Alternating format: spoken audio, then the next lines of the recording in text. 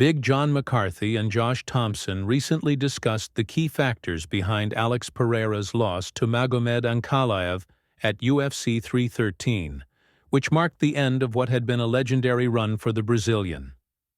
Despite Pereira defending every takedown Ankalaev attempted, Thompson pointed out that the constant threat of Ankalaev's wrestling forced Pereira to hold back on his striking. This hesitation made him less effective than usual, and fans didn't see the dominant version of Pereira they had come to expect.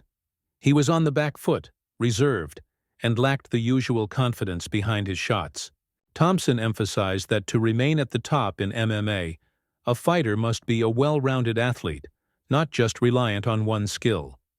While Pereira landed some leg kicks early, they had little impact on Ankalaev as the fight went on. Big John noted that Ankalaev's relentless forward pressure played a huge role in disrupting Pereira's game, never allowing him to settle into a rhythm. However, this may not be the end of Pereira's reign at light heavyweight. His wrestling defense looked strong, successfully shutting down Ankalaev's takedowns despite being one of the division's toughest grapplers. With a few key adjustments, like more aggression and a focus on countering the pressure, Pereira could potentially have success in a rematch. According to Pereira, he is already working on these improvements and plans to come back stronger. If the UFC grants him an immediate rematch, Pereira is determined to reclaim his throne and prove that he still belongs at the top.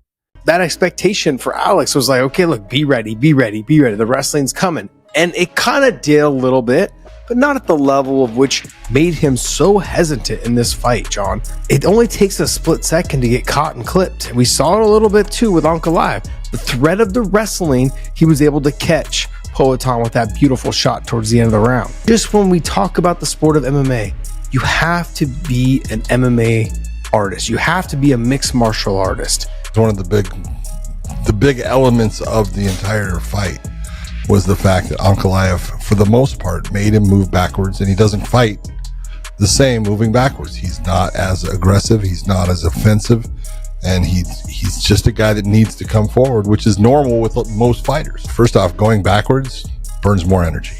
Your legs tend to get a little bit more tired quickly, in a quicker fashion. You're trying to get away compared to trying to track down. Paddy Pimblett continues to take shots at Ilia Topuria, questioning his decision to move up to lightweight.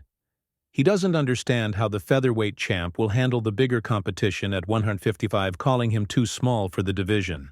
Paddy also believes El Matador moved up to avoid tougher matchups at featherweight, suggesting he ran from fights with Alexander Volkanovski and Diego Lopez with only one title defense.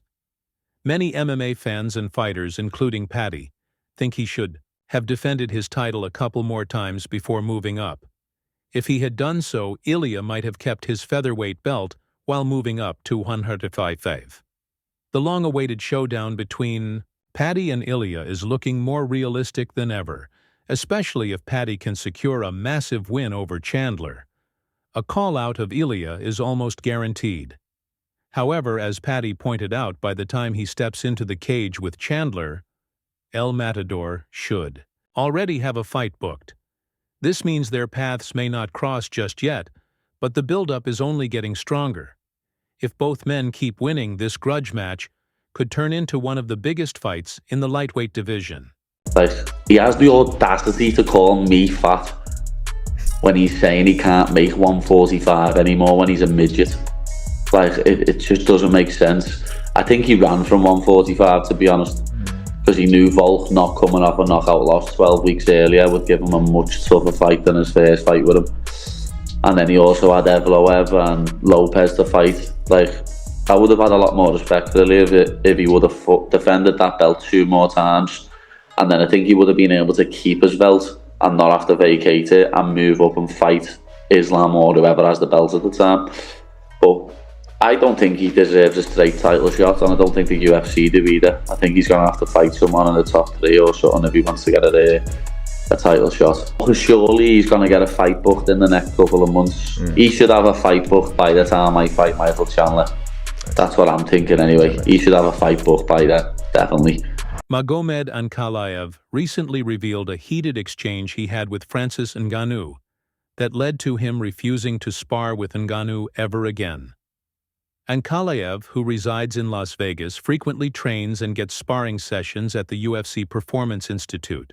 While Ngannou was still a UFC fighter, he too would often visit the UFC gym, and the two were introduced in that setting. However, they never actually sparred until much later when Ngannou had left the UFC and was primarily training at Eric Nicksick's gym. On a recent podcast, Ankalaev shared the details of a sparring session that occurred just a few weeks before. He became the UFC light heavyweight champion by defeating Alex Pereira at UFC 313. According to Ankalaev, during the sparring session, Ngannou went crazy on him, which caught him off guard. Magomed quickly noticed that Francis was not sparring with control, but was instead aggressively coming at him, trying to knock him out. It wasn't until later that Ankalaev found out the reason behind Ngannou's aggression.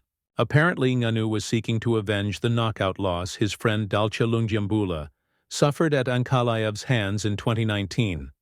Ankalaev said, "Francis sometimes doesn't control his power, so when a light heavyweight is sparring with him and kind of picking him apart, he obviously gets angry and wants to hurt you. So we were sparring and I just immediately noticed that he was trying to kill me, just coming to take my head off. So I immediately shot in and took him down. I held him down, waiting for the time to run out. Then I told him to never come up to me again and ask to spar. We argued a bit, and that was it. I later found out that the reason he was trying to knock me out was that I knocked out his friend Lungiambula." This incident clearly left a lasting impression on Ankalaev, who has since vowed never to spar with Ngannou again, after what he described as an unprovoked aggressive attempt by the former heavyweight champion. In a different corner of the MMA world, another major fight announcement has surfaced. Dustin Poirier's retirement fight opponent has been leaked, and it's none other than Max Holloway. In a recent interview with Submission Radio, Beneil Dariush accidentally revealed that Poirier's final opponent is set to be Holloway. Fans have long speculated about who Poirier's last opponent would be, with many wondering if it would be a rematch with Conor McGregor or a potential showdown with another top contender.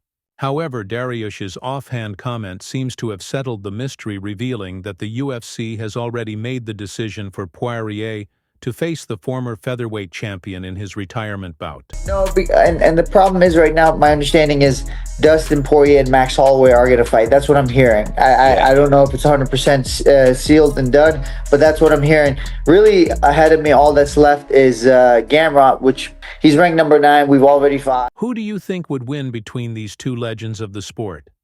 Leave your comments below. That's it from MMA Psycho. Thanks for watching, and don't forget